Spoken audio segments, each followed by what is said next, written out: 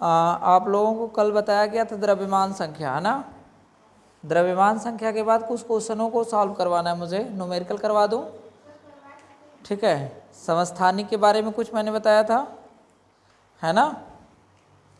तो थोड़ा सा न्यूमेरिकल और करवा लेता हूँ, उसके बाद तो थोड़ा आऊँगा, क्योंकि मैंने कहा था ना कि एक्सरसाइज करवाना बाकी है, तो एक्सरसाइज करवा दूँ थोड़ा सा, उसके बाद तो आता हूँ न्यूमेरिकल उस पर आगे वाले टॉपिक पे। 2 टॉपिक है, ख़त्म करेंगे आज। द्रव्यमान संख्या से संबंधित कुछ एग्जाम्पल लेकर चलेंगे।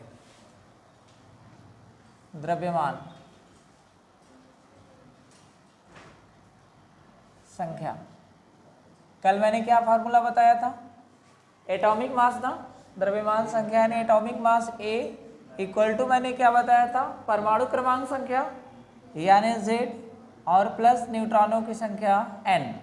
मैंने क्या बताया था, और इससे पहले मैंने बताया था कि कोई भी अगर एटम है यानी परमाणु है तो उसके नाभिक में क्या पाया जाता है भाई, प्रोटॉन और न्यूट्रॉन पाया जाता है ना। उस तत्व के परमाणु द्रव्यमान संख्या कितनी होती है, तो उस तत्व की परमाणु द्रव्यमान संख्या ज्ञात करने के लिए प्रोटॉनों की संख्या और न्यूट्रॉनों की संख्या को जोड़ देते हैं, है ना। यानी प्रोटॉनों की संख्या P और न्यूट्रॉनों की संख्या N अगर दोनों को जोड़ दिया जाए तो क्या निकल करके आता है, एटॉमिक मास निकल करके आता है, द्रव्यमान संख्या निकल करके आता है। इससे पहले टॉपिक क्या मैंने बताया था, परमाणु क्रमांक संख्या। परमाणु क्रमांक संख्या में मैंने क्या समझाया था, परमाणु क्रमांक संख्या में ये बताया गया था कि किसी भी तत्व का परमाणु क्रमांक संख्या उसके नाभिक में मौजूद प्रोटॉनों की संख्या के बराबर होता है ना। यानी जो Z है इसकी संख्या किसकी होती है, प्रोटॉनों की संख्या के बराबर होती है। इससे पहले क्या मैंने बताया था कि नाभिक में स्थित प्रोटॉनों की संख्या उस नाभिक के आसपास यानी जो ऑर्बिट होती है उसमें उपस्थित इलेक्ट्रॉनों की संख्या के बराबर होती है, ये भी बताया गया था। यानी प्रोटॉनों की संख्या होती है इलेक्ट्रॉनों के बराबर, प्रोटॉनों की संख्या होती है परमाणु संख्या के परमाणु क्रमांक संख्या के बराबर, अर्थात ये तीनों के तीनों आपस में बराबर होते हैं, Z, P और E। प्रोटॉनों की संख्या, इलेक्ट्रॉनों की संख्या और परमाणु क्रमांक तीनों के तीनों आपस में क्या होते हैं, बराबर होते हैं, ये बताया गया था। कल मैं क्लास में क्या लिया था कि एटॉमिक मास निकालने के लिए, द्रव्यमान संख्या निकालने के लिए क्या समझाया था कि द्रव्यमान संख्या परमाणु के नाभिक में उपस्थित प्रोटॉनों की संख्या और न्यूट्रॉनों की संख्या के योगफल के बराबर होता है। यानी प्रोटॉनों की संख्या P, न्यूट्रॉनों की संख्या N, दोनों को जोड़ेंगे तो एटॉमिक मास निकल करके आ जाएगा। उसके बाद क्या मैंने बताया था, अगर हम लोग P की जगह पर अगर Z रख लें तो क्या बनेगा, तो A बराबर Z प्लस N लिख सकते हैं, या प्रोटॉनों की जितनी संख्या होती है वही न्यूट्रॉनों की संख्या, इलेक्ट्रॉनों की संख्या भी होती है, तो ये भी हो सकता है। अब क्वेश्चन में क्या क्या दे रहा है उसके अकॉर्डिंग हम लोग लेकर चलेंगे। यानी परमाणु द्रव्यमान संख्या निकालने के लिए हमारे पास 3 फार्मूले हैं, या तो इससे निकालें, या तो इससे निकालें, या तो इससे निकालें। इन तीनों में A कॉमन है, N कॉमन है, बदल क्या रहा है, P है, Z है और E है, यही चेंज हो रहा है, और ये तीनों आपस में क्या होते हैं, बराबर होते हैं। क्लियर, ये बताया गया था कल की क्लास में। तो आज इससे रिलेटेड क्वेश्चन करेंगे, लिखिए। ये एग्जाम में ऐसे ही क्वेश्चन सीधे सीधे पूछ लिए जाएंगे। लिखिए, 3 विभिन्न तत्वों की द्रव्यमान संख्या, 3 विभिन्न तत्वों की द्रव्यमान संख्या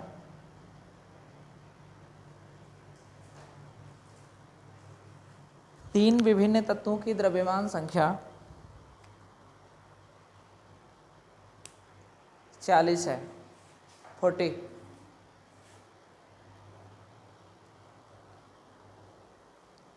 परंतु उसके परमाणु क्रमांक क्रमशः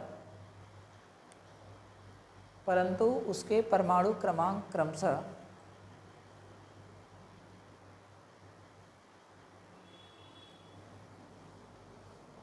परमाणु क्रमांक क्रमशः 18, 19, 20, 18, 19, 20, 18, 19, 20 है। इन तीनों में कितने प्रोटॉन व न्यूट्रॉन होंगे, इन तीनों में कितने प्रोटॉन व न्यूट्रॉन होंगे।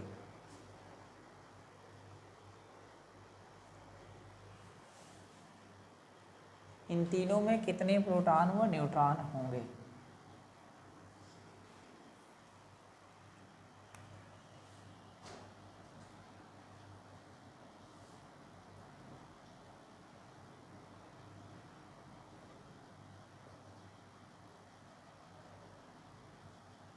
चलो मान लेते हैं कि हमारे पास तीन तत्व हैं, कोई भी तीन तत्व हैं। मान लेते हैं कौन कौन तत्व हैं, एक x है, एक y है और एक z है ना।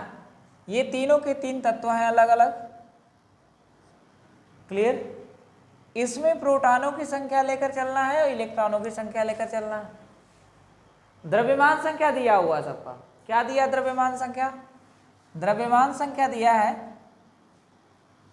द्रव्यमान संख्या हम लोग लेकर चलेंगे, यानी द्रव्यमान संख्या किससे दर्शाते हैं, ए से। इसका भी 40 बता रहा है, इसका भी 40 बता रहा है और इसका भी 40 बता रहा है। द्रव्यमान संख्या तीनों का समान है। और क्या कह रहा है, और कह रहा है इसमें कि इसमें परमाणु क्रमांक उसके जो तत्व है उसके परमाणु क्रमांक को दर्शाते किससे है, जेड से। और ये कितना दिया हुआ है, 18 दिया है, 19 दिया है, 20 दिया है। जेड का मान दिया हुआ 18, 19, 20। अब आपसे पूछ क्या रहा है, कह रहा है कि तीनों में कितने प्रोटॉन व न्यूट्रॉन है, यानी प्रोटॉनों की संख्या आपको फाइंड करना है तीनों का। क्लियर। और क्या फाइंड करना है, न्यूट्रॉनों की संख्या फाइंड करना है तीनों का। क्लियर हुआ, ये मैंने क्वेश्चन बना दिया।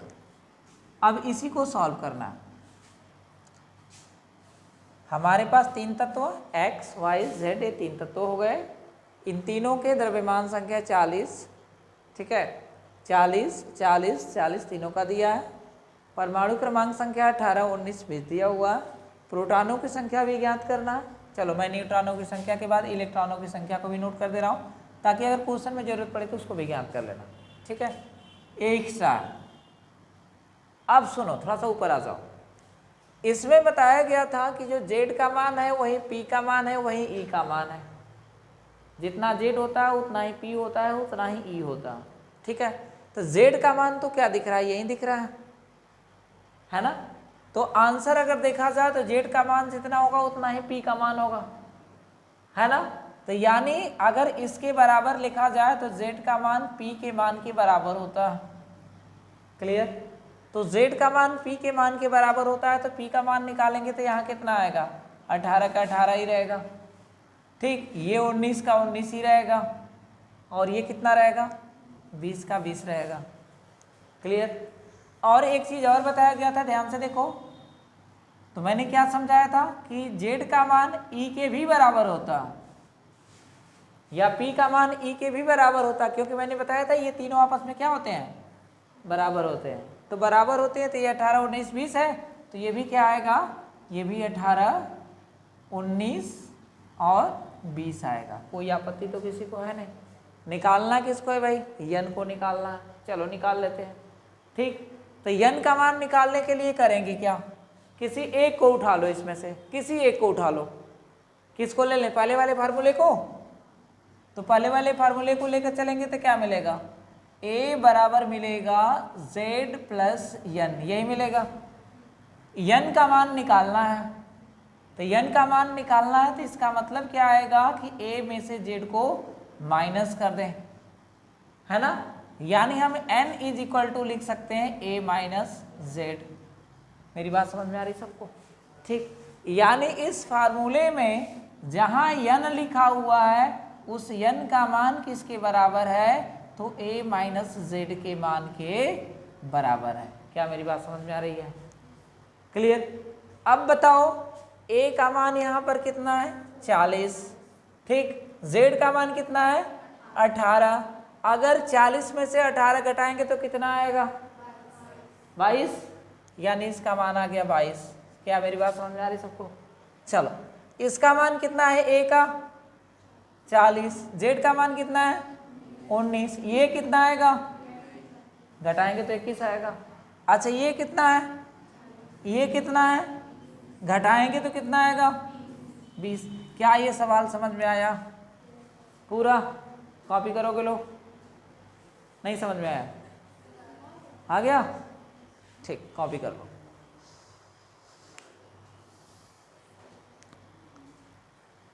क्या हुआ?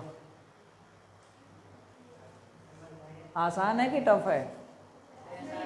ठीक है, इजी है। चलो कर लो।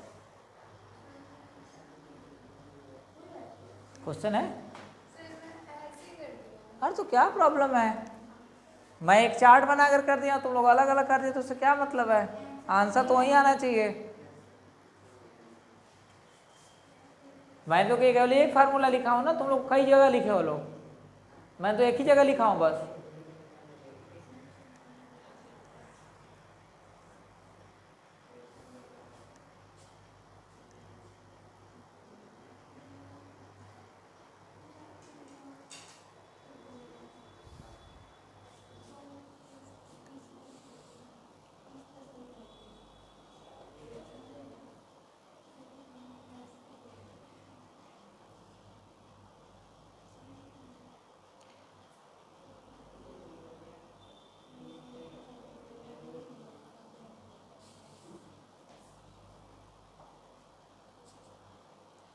अगला क्वेश्चन पुट अप करें।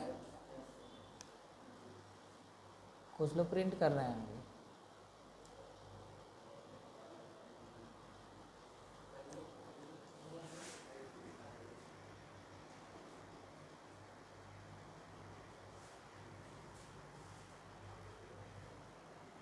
इरेज करें बेटा। चलो देखो आगे तक क्वेश्चन सुनो, लिखो क्वेश्चन। उसके बाद एक परमाणु के नाभिक में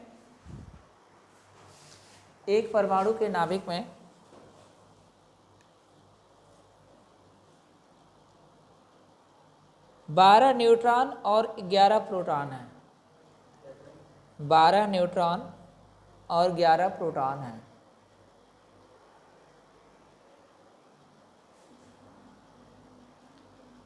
बारह न्यूट्रॉन और 11 प्रोटॉन। बेटा एग्जाम में सीधे सीधे क्वेश्चन आएगा, एकदम ऐसे ही हूबहू। 12 न्यूट्रॉन और 11 प्रोटॉन है। उसकी द्रव्यमान संख्या क्या है? उसकी द्रव्यमान संख्या क्या है?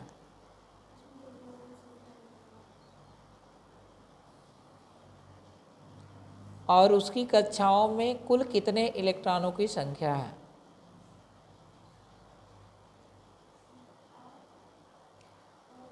और उसकी कक्षा में कुल इलेक्ट्रॉनों की संख्या कितनी है?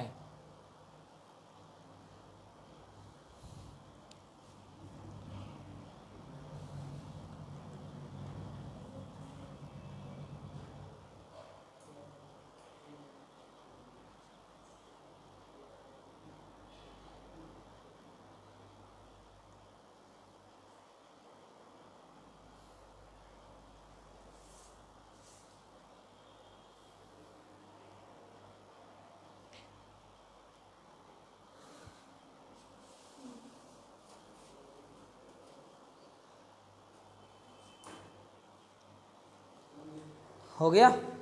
आ गया सबका? चलो देखो, जब आ गया तो अच्छी बात है, जिनका नहीं है वो मैच करा लें।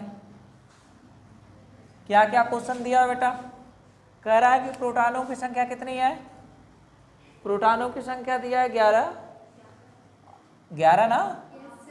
और न्यूट्रॉनों की संख्या कितना दिया हुआ? वो दिया हुआ न्यूट्रॉनों की संख्या 12। ठीक, आपसे पूछा क्या है? द्रव्यमान संख्या। द्रव्यमान संख्या का मतलब ए, तो ए बराबर होता कितना है? ए बराबर होता है P प्लस एन। कोई आपत्ति तो है नहीं। P का मान दिया कितना? 11 और ये 12, आंसर आ जाएगा ए का मान 23। क्लियर? एक क्वेश्चन और पूछ लिया है, कह रहा है कि इसमें कुल इलेक्ट्रॉनों की संख्या क्या होगी? तो बेटा इलेक्ट्रॉनों की संख्या किसके बराबर होती है? प्रोटॉनों की संख्या के बराबर होती है। क्लियर है? तो प्रोटॉनों का संख्या है कितना? 11, तो इसका मतलब इलेक्ट्रॉनों की संख्या भी कितनी होगी? 11 होगी। एक आंसर ये आएगा, एक आंसर ये आएगा। कर लोगे लोग? चलो आगे लिखो तो क्वेश्चन, थोड़ा सा अच्छा सा क्वेश्चन है ये। बोले?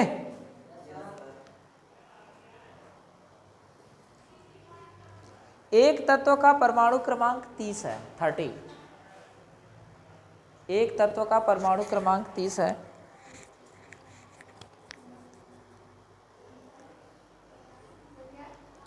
एक तत्व का परमाणु क्रमांक 30 है,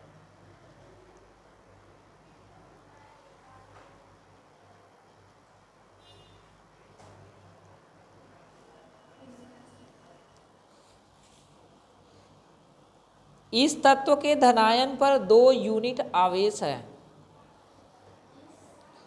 इस तत्व के धनायन पर 2 यूनिट आवेश है।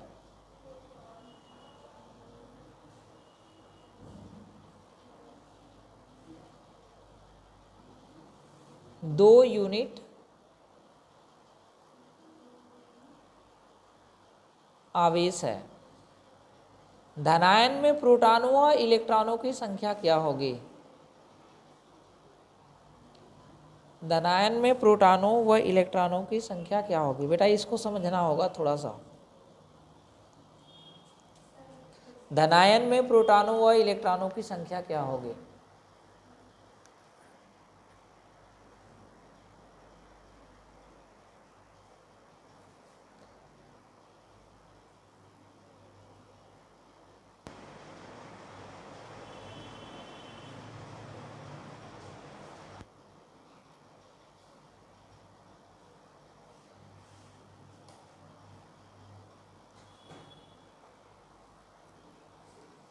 सुनो ध्यान से। क्वेश्चन में क्या कह रहा है कि एक तत्व का परमाणु क्रमांक 30 है, तो इसका मतलब है कि Z का मान 30 दिया हुआ है ना। Z का मान 30 दिया हुआ।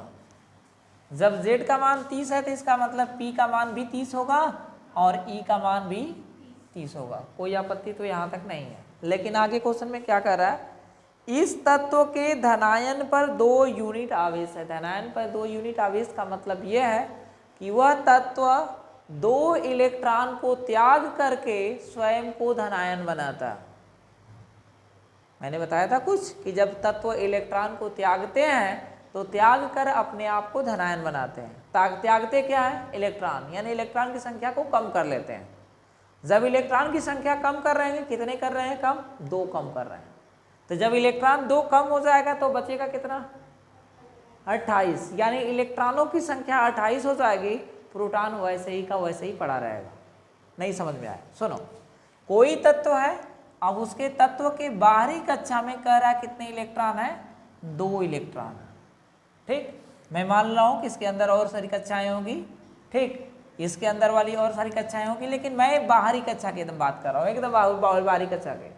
अब बाहरी कक्षा में कह क्या रहा है कि ये तत्व 2 इलेक्ट्रॉनों को त्याग देता है, धनायन बनाने के लिए 2 इलेक्ट्रॉन त्यागता, और त्यागेगा जैसे ही तो ये क्या होगा, 2 या तो बाहर निकाल दे या तो 8 अंदर लाए, बताया जा चुका प्रोसेस। तो जब 2 जैसे ही बाहर निकालेगा तो इस समय P की वैल्यू कितनी है? P की वैल्यू 30 है। तो P की वैल्यू पे तो कोई इफेक्ट ही नहीं पड़ता है। इफेक्ट किसके ऊपर पड़ता है? E के वैल्यू के ऊपर। 30 है, उसमें से 2 इलेक्ट्रॉन को माइनस कर देते हैं तो E का मान कितना आ जाएगा? 28 निकल करके आएगा। क्या मेरी बात समझ में आई? क्योंकि 6 अंदर ला नहीं सकता, लेकिन 2 बाहर निकाल सकता है ना। तो जब 2 अंदर ये बाहर निकालेगा तो जैसे ही बाहर निकालेगा, जितना बाहर निकाला उतना धनायन बनाएगा। क्यों? क्योंकि इलेक्ट्रॉन की संख्या 28 हुई, लेकिन प्रोटॉन की संख्या कांस्टेंट बनी हुई है 30 की 30। अर्थात इसमें देखा जाए तो प्रोटॉन की संख्या 28 प्लस 2 की कंडीशन बना रहा है। 2 क्या बना रहा है? ये संख्या और ये संख्या तो सेम है, यानी कांस्टेंट हो जाएंगे, लेकिन ये तो एक्स्ट्रा है ना इतना, तो जितना एक्स्ट्रा है वही तो बना रहा है धनायन। तो इसका मतलब निकला कि इसका जो आंसर आएगा कि धनायन बनाने के लिए 2 इलेक्ट्रॉन निकाल रहा है, तो इलेक्ट्रॉनों की संख्या कितनी होगी? ठीक, तो इलेक्ट्रॉनों की संख्या कितनी आएगी निकल करके? तो ये निकल करके आएगी 28, और प्रोटॉनों की संख्या कितनी रहेगी? 30। तो ये निकल करके आएगा फाइनल E इक्वल टू लिखेंगे तो निकल करके आएगा 30 माइनस 2, यानी E का मान आएगा 28, और P का मान कितना आएगा? तो P का मान रहेगा 30 का 30। ये आंसर आएगा, ये आएगा आंसर। और ये संख्या आपसे पूछ रहा था, ये दिया हुआ था, ये लिख लिया वैसे ही, और ये पूछ रहा था, कॉपी कर लीजिए। प्रोटॉनों की संख्या वैसे ही रहेगी, इलेक्ट्रॉनों की संख्या आएगी 28।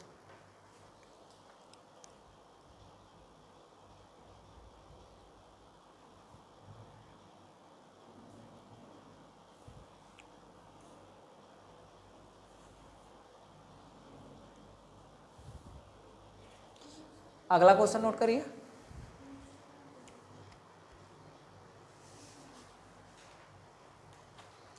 यदि किसी परमाणु में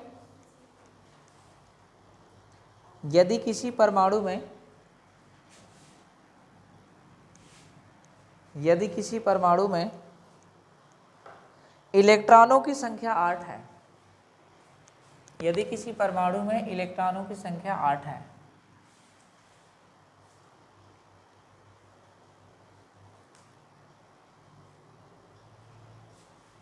यदि किसी परमाणु में इलेक्ट्रॉनों की संख्या 8 है और प्रोटॉनों की संख्या भी 8 है,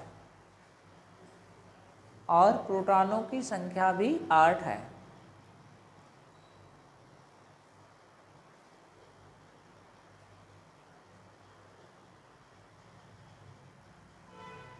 और प्रोटॉनों की संख्या भी 8 है, तब क्वेश्चन नंबर 1 लिखिएगा। उसमें परमाणु की परमाणु संख्या क्या है? परमाणु की परमाणु संख्या क्या है?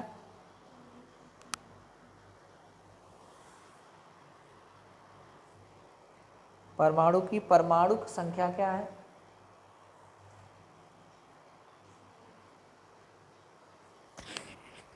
दूसरा, परमाणु का क्या आवेश है? परमाणु का क्या आवेश है?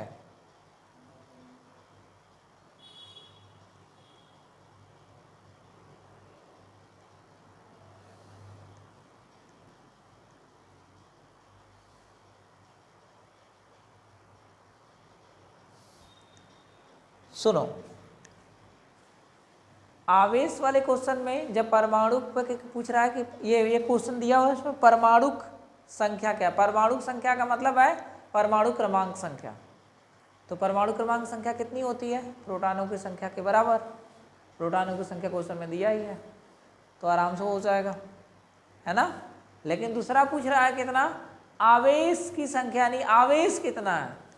बेटा आवेश तब पता चलेगा जब इलेक्ट्रॉनों की संख्या और प्रोटॉनों की संख्या में अंतर निकालेंगे, तो वहीं जो एक पॉजिटिव, दो पॉजिटिव या नेगेटिव निकल करके आते हैं, वहीं आवेशों की संख्या होती है। जस्ट पिछला क्वेश्चन लगाए थे तो उसमें क्या था कि प्रोटॉनों की संख्या 30 थी, लेकिन इलेक्ट्रॉनों की संख्या कितनी आई थी? 28 आई थी। इन दोनों के बीच में अगर अंतर निकाला जाए तो P में से E को घटा रहे हैं, इसका मतलब P का आंसर आएगा, क्योंकि ये है 30, ये है 28, यानी पॉजिटिव 2 आ रहा है, इसका मतलब धन आवेश है। क्लियर। अगर मैं ये कह लूँ कि जैसे क्लोरीन की बात करता हूँ, क्लोरीन में क्या होता है कि प्रोटॉनों की संख्या भी 17 होती है, इलेक्ट्रॉनों की संख्या भी 17 होती है ना। लेकिन ये अपने ऑर्बिट को कंप्लीट करने के लिए क्लोरीन एक दूसरे से लेता है। 17 इलेक्ट्रॉन होते हैं तो बाहरी कक्षा में 7 इलेक्ट्रॉन, ऑर्बिट को कंप्लीट करने के लिए दूसरे से एक लेगा, तो उस समय इलेक्ट्रॉनों की संख्या इसके पास कितनी आ जाती है? एक बढ़कर के 18 हो जाती है, यानी E की वैल्यू 18 हो गया और P का मान 17 आया। अब पूछ लिया कि इसमें आवेश कितना होगा, तो आवेश कैसे निकालेंगे? अब देखो इसमें E में से P को माइनस करना पड़ रहा है, यानी 18 माइनस 17, तो ये E वाला तो मान ऑलरेडी नेगेटिव को बताता है ना। तो इसका मतलब क्या है कि आएगा 1, लेकिन ये 1 किसको बताएगा? ऋण आवेश को बताएगा।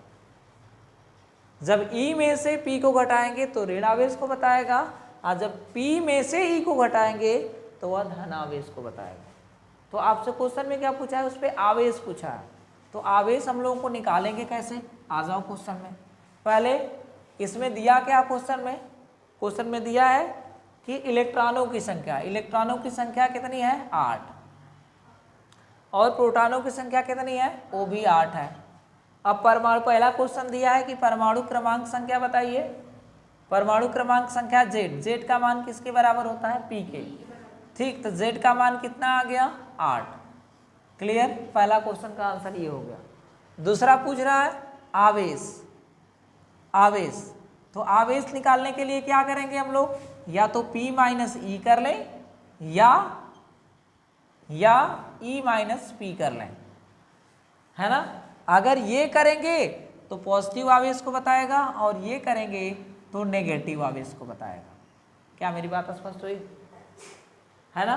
लेकिन देखें तो आंसर क्या आ रहा है, तो P का मान है कितना, तो P का मान 8 है, E का मान कितना है, वो भी 8 है। आंसर कितना आया, 0। यानी यह तत्व अगर देखा जाए तो इसके पास कोई भी आवेश नहीं है, निष्क्रिय हो जाएगा। मतलब निष्क्रिय हो जाएगा मतलब है कि वह तत्व किसी तत्व के साथ संयोग नहीं कर पाएगा। यानी एक तरह से कहें तो वह तत्व स्वयं को उदासीन बना लिया, ठीक। और कोई भी तत्व जो होता है प्रारंभिक अवस्था में जब तक किसी से रिएक्ट नहीं करता है तो वह उसका परमाणु जो है वह उदासीन कण के जैसा व्यवहार करता है।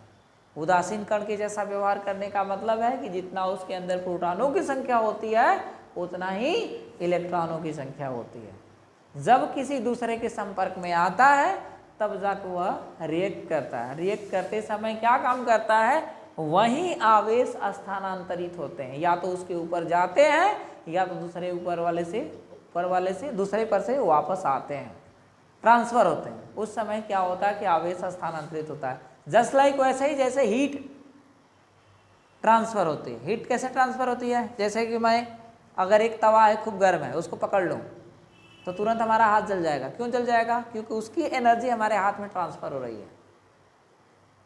है ना।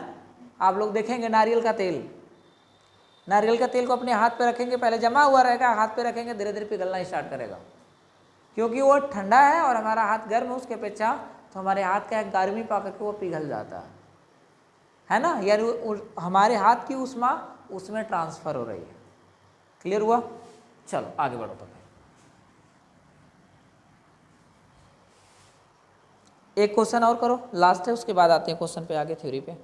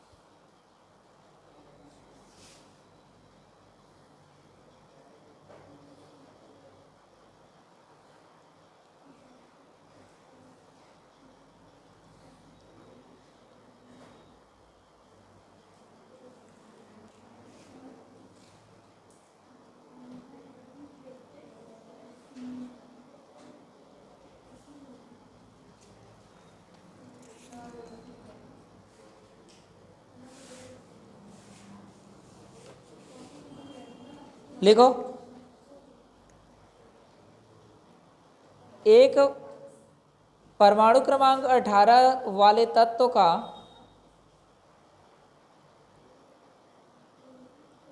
परमाणु क्रमांक 18 वाले तत्व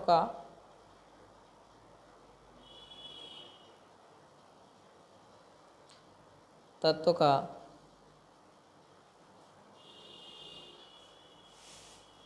इलेक्ट्रॉनिक विन्यास लिखिए।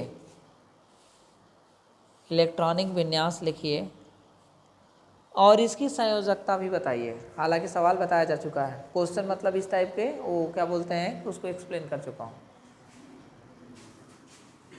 हालांकि जो टॉपिक पढ़ा रहा था उससे हट करके है, लेकिन लगा सकते हो लोग।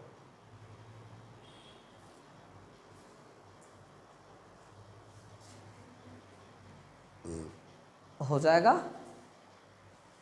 अरे क्या मैंने समझाया था, तत्व है कोई भी, ये नाभिक हो गया, इसकी पहली कक्षा में 2 इलेक्ट्रॉन है ना, दूसरी कक्षा में कितने 8 इलेक्ट्रॉन है ना, 4 ये 4 8 हो गया।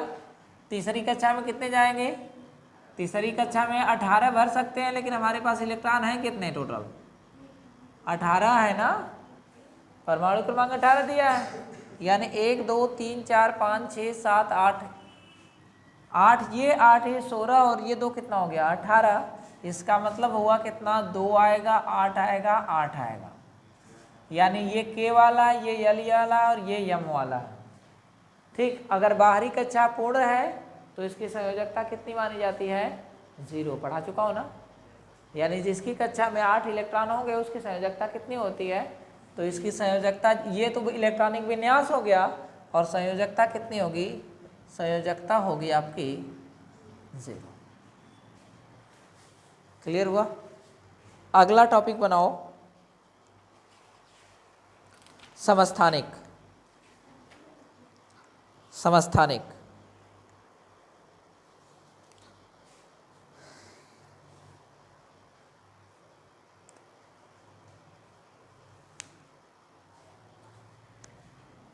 समस्थानिक आइसोटोप्स।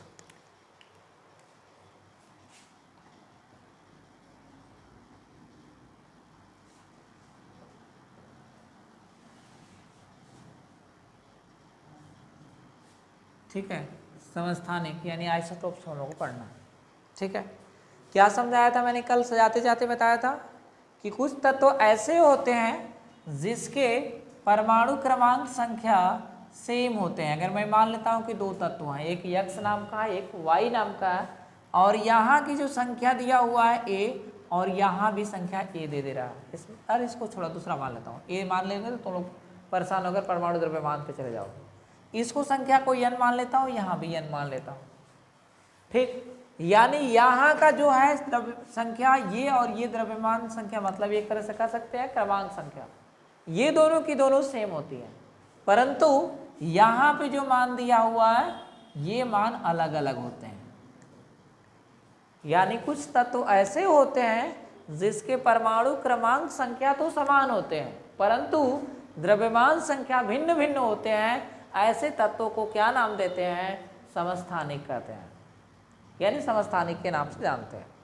इन समस्थानिकों का उपयोग होता है अलग अलग। जैसे अगर देखा जाए रिएक्टर, ये परमाणु भट्टी का नाम सुने होंगे लो ना, परमाणु भट्टी नहीं नाम सुने होंगे, चलो आगे क्लासों में सुने होंगे लो परमाणु भट्टी क्या होती है। न्यूक्लियर रिएक्टर का नाम सुने होंगे लो, नहीं सुने हो, कोई बात नहीं। ठीक है, न्यूक्लियर रिएक्टर का मतलब होता है जिसके अंतर्गत कुछ तत्व, ठीक है, जैसे बहुत ज़्यादा जो जिसके अंदर ऊर्जा होती है। यूरेनियम का नाम सुने होंगे लोग, नहीं सुने हो लोग, कोई बात नहीं। ठीक बेटा, है बहुत सारे तत्व हैं, जैसे कि पीरियाडिक टेबल के अंदर 118 तत्व हैं। हम लोग स्टार्टिंग के अभी BC पढ़ रहे हैं। ठीक, जब 90 के ऊपर क्रॉस करेंगे, 90 के ऊपर, ठीक है, यूरेनियम हो गया, थोरियम हो गया, ये सब बहुत ऊर्जा वाले तत्वों को होते हैं। बहुत ऊर्जा वाले का तत्व का मतलब जब उसका विखंडन होता है, ठीक है, तो वो विखंडन के बाद बहुत सारा एनर्जी निकलती है। परमाणु बम का नाम सुने होगे लोग, वो भी नहीं सुने होगे। परमाणु बम, परमाणु बम का नाम सुने हो ना। ठीक, तो परमाणु बम जो होता है उसी के अंदर ये सब पाए जाते हैं। कौन, यूरेनियम हो गया। ठीक है, यूरेनियम का मतलब है कि एक छोटा सा यूरेनियम अगर इतना सा हो तो उतने से यूरेनियम में, ठीक है, सोच लो कि इतनी एनर्जी होगी, जैसे बिजली चमकती है ना वैसे एनर्जी उसमें पाई जाती है, उतनी क्षमता में। उस समय लगे से इतने से यूरेनियम में उतना एनर्जी जनरेट कर सकते हैं, बहुत ज़्यादा एनर्जी होती है। सोच करके देखो कि यूरेनियम बम जो होगा गिराया गया होगा नागासाकी और हिरोशिमा जो जापान में है उस पर गिराया गया होगा, तो कितना बड़ा रहा होगा, बहुत बड़ा तो नहीं रहा होगा, लेकिन पूरा का पूरा हिरोशिमा और नागासाकी को ले डूबा। यानी आज भी उसका इफेक्ट वहाँ देखने को मिलता है। यानी परमाणु बम इतना खतरनाक होता है। ठीक है, तो ये कुछ तत्व ऐसे पाए जाते हैं, ऊर्जावान तत्व होते हैं। तो यूरेनियम हो गया। कुछ तत्व और होते हैं जिसका उपयोग किया जाता है, जैसे कि हमारे बॉडी के अंतर्गत ये घेंघा रोग हो जाता है, यहाँ पर गले के अंदर घेंघा रोग हो जाता है आयोडीन की कमी के अंतर्गत। ठीक है, तो आयोडीन भी समस्थानिक के रूप में पाया जाता है। एक आयोडीन हो गया, एक यूरेनियम हो गया, और कोबाल्ट 60 के नाम से जाना जाता है। वह कोबाल्ट 60 क्या काम करता है, कैंसर का उपचार में उपयोग में लाया जाता है। यानी कुछ तत्व ऐसे हैं जिसके परमाणु क्रमांक तो समान, लेकिन परमाणु द्रव्यमान संख्या अलग अलग होती है। हाइड्रोजन के साथ भी ऐसा है, क्योंकि हाइड्रोजन के साथ देखा जाए तो एक 1H1 होता है, एक 1H2 होता है, एक 1H3 होता है। इसको नाम दिया जाता है प्रोटियम, प्रोटियम। इसको नाम दिया जाता है ड्यूटीरियम, ड्यूटीरियम। और इसको नाम दिया जाता है ट्राइटियम, टीयम। ये 3 तत्व होते हैं हाइड्रोजन के समस्थानिक। परमाणु क्रमांक सबका सेम है, लेकिन परमाणु द्रव्यमान संख्या सबका अलग अलग होता है। आज जब परमाणु द्रव्यमान संख्या अलग अलग होता है, यानी इसके बीच में न्यूट्रॉनों की संख्या जो होती है, यानी ये तत्वों के अंतर्गत न्यूट्रॉनों की संख्या अलग अलग होती है। ठीक, इसमें न्यूट्रॉन की संख्या 0 आएगी, इसमें 1 आएगी, और इसमें न्यूट्रॉन की संख्या 2 निकल करके आएगी। वो तो निकालने जानते हो लोग ना। ठीक, तो लिखो परिभाषा।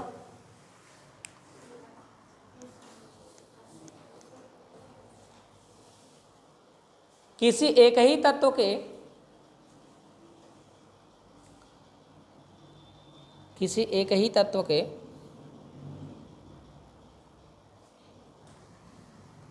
किसी एक ही तत्व के किसी एक ही तत्व के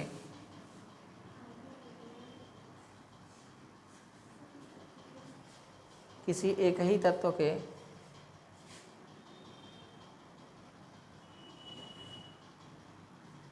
किसी एक ही तत्व के परमाणु, जिसके परमाणु क्रमांक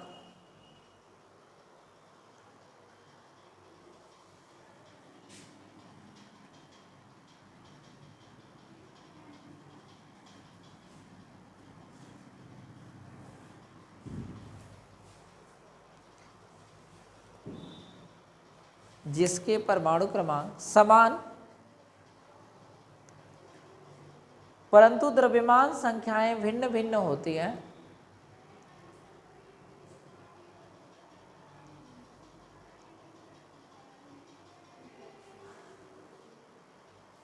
भिन्न भिन्न होती हैं, एक दूसरे के समस्थानिक कहलाते हैं।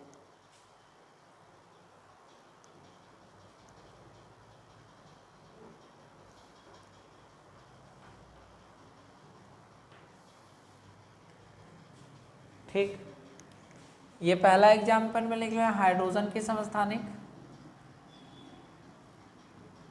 हाइड्रोजन के समस्थानिक।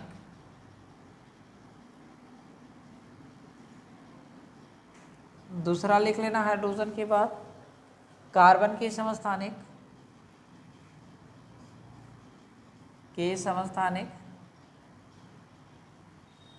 कार्बन के समस्थानिक होता है, यहाँ 6 रहेगा, यहाँ 12, और एक होता है यहाँ 6 और एक 14। एक क्लोरीन का भी होता है, क्लोरीन के समस्थानिक, क्लोरीन के समस्थानिक होते हैं एक 17C35, एक होता है 17C37 होगा, हाँ 37।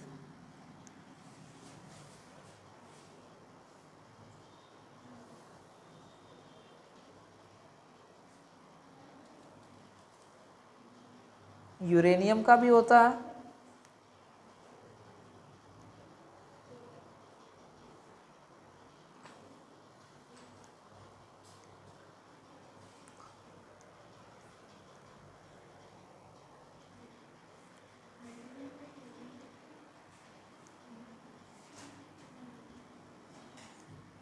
हो गया, कॉपी कर लो।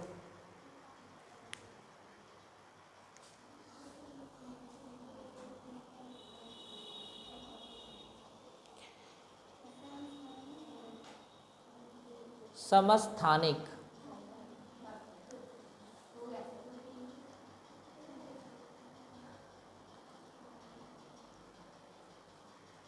हो गया? हो गया सर? नहीं सर,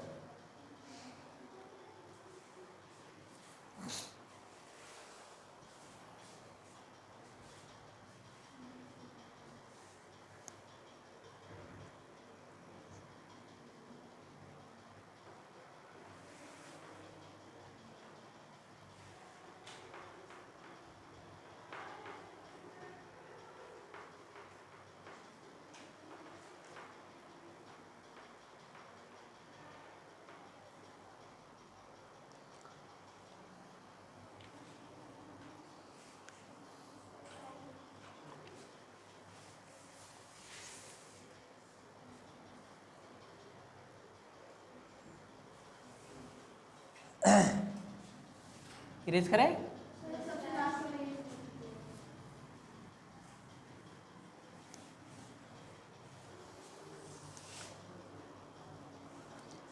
उपयोग लिख लो क्योंकि जरूरी है उपयोग जानना। बोले लिखो यूरेनियम समस्थानिकों में पहला उपयोग, सॉरी उपयोग ना, समस्थानिकों के उपयोग, हेडिंग बना लेना समस्थानिकों के उपयोग।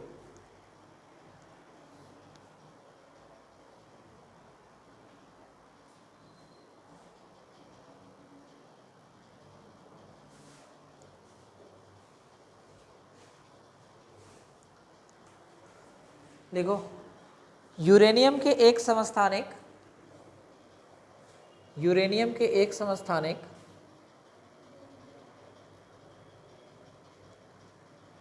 यूरेनियम के एक समस्थानिक का उपयोग परमाणु भट्टी में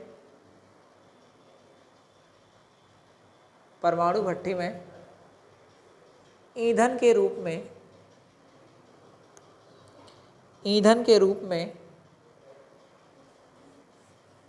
रूप में होता है।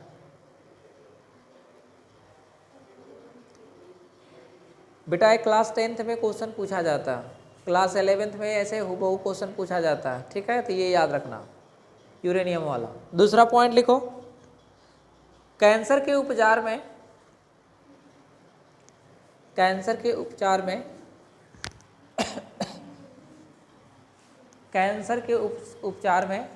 कोबाल्ट 60, कोबाल्ट लिखना, उसके आगे डैश लगा के 60 लिख देना, कोबाल्ट 60, कोबाल्ट उसके आगे 60 डाल देना। कैंसर के उपचार में कोबाल्ट 60 समस्थानिक का उपयोग किया जाता है।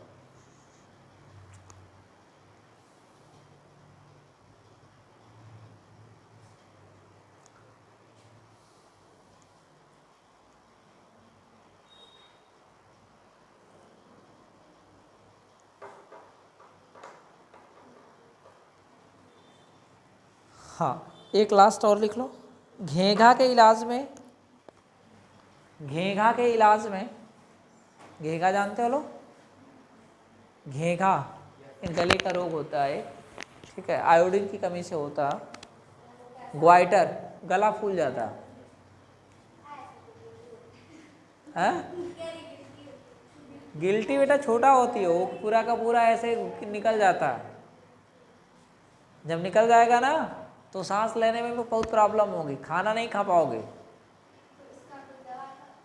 हाँ बेटा वही तो बता रहे हैं कि आयोडीन की कमी से होता है, ठीक है, तो आयोडीन जो होता है उसकी कमी ना हो, इसलिए देखते हो लो आज के डेट में अगर टेलीविज़न होगी किसी घर पे तो प्रचार आता होगा, तो उसमें आयोडीन का प्रचार आता होगा, आयोडीन नमक का, ठीक, लिख लो, घेघा रोग के इलाज में आयोडीन के समस्थानिक का उपयोग किया जाता है।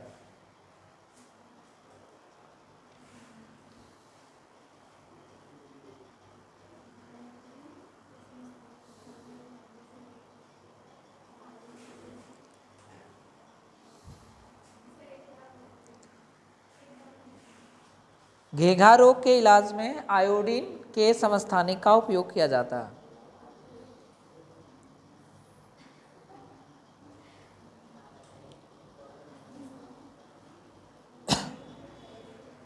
समस्थानिकों की विशेषता, अगली हेडिंग,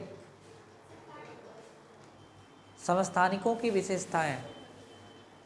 बेटा छोड़ेंगे तो 4-5 मिनट और लेंगे, क्योंकि 5 मिनट लेट आए थे ना, तो 5 मिनट में करा लेंगे उसको भी। समस्थानिकों की विशेषताएं,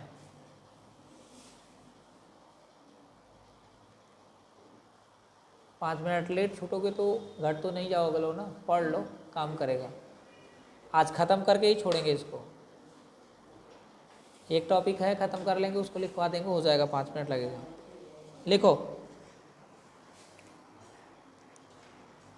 पहला पॉइंट लिखो, ये एक ही तत्व के परमाणु होते हैं,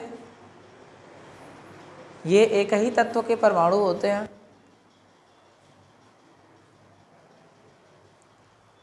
ये एक ही तत्व के परमाणु होते हैं। दूसरा पॉइंट, आवर्त सारणी में आवर्त सारणी में इसका स्थान समान होता है। आवर्त सारणी में इसका स्थान समान होता है। क्या बेटा कलम नहीं है? है।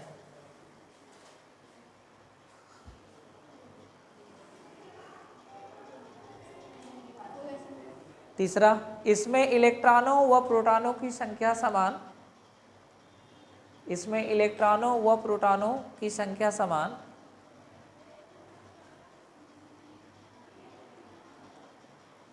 इलेक्ट्रॉनों व प्रोटॉनों की संख्या समान, परंतु न्यूट्रॉनों की संख्या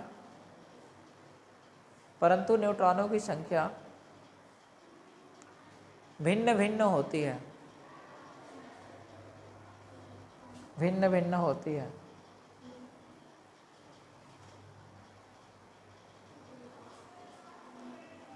एक लास्ट, इसके रासायनिक गुणधर्म, लास्ट लिखो, इसके रासायनिक गुणधर्म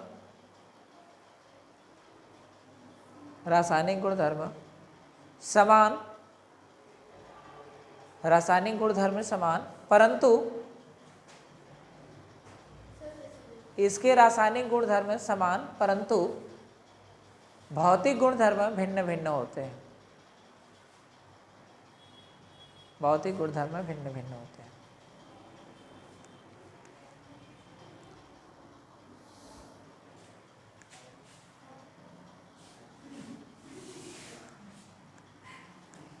हेडिंग बनाओ अगला, समभारिक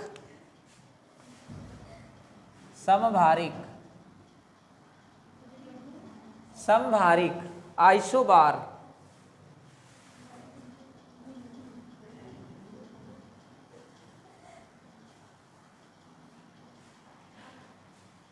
बेटा सुनो ध्यान से।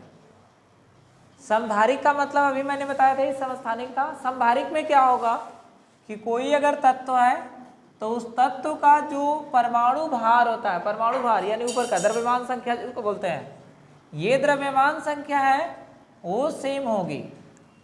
ये वाला अंक सेम होगा, परंतु ये वाला जो संख्या लिखा जाए, ठीक, ये संख्या देखो अलग अलग है। ये वाली संख्या अलग अलग है, परंतु ये संख्या दोनों समान है। यानी द्रव्यमान संख्या समान होती है, परंतु परमाणु क्रमांक संख्या वो भिन्न भिन्न होती है। इससे पिछला क्या था, इसमें ये नीचे का क्रमांक संख्या समान था, ये भिन्न भिन्न था। और ये क्या बता रहा है कि इसमें ऊपर वाला समान है, नीचे वाला भिन्न भिन्न है। आई बात समझ में? लिखो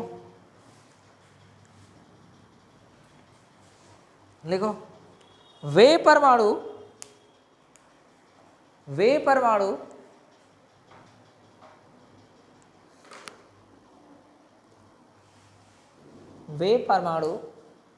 जिनकी द्रव्यमान संख्याएं समान,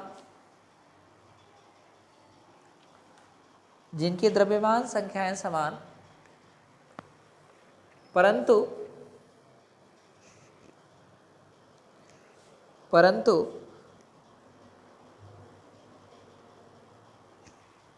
परमाणु क्रमांक संख्या भिन्न भिन्न होती है। परमाणु क्रमांक संख्या भिन्न भिन्न होती है।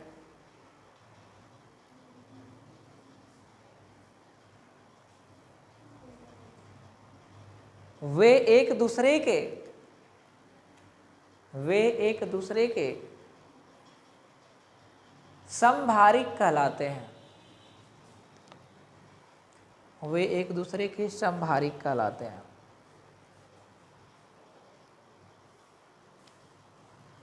एग्जाम्पल में लिख लेना, आर्गन आर्गन जो आता है 18 नंबर पे आता है, इसका परमाणु क्रमांक संख्या 18 है, परमाणु द्रव्यमान संख्या 40 है।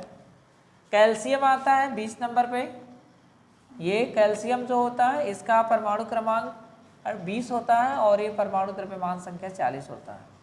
ये एग्जाम्पल हो गया। एक कार्बन भी होता है, ठीक है, कार्बन का परमाणु क्रमांक संख्या 6 होता है, द्रव्यमान संख्या 14 होता है, ठीक।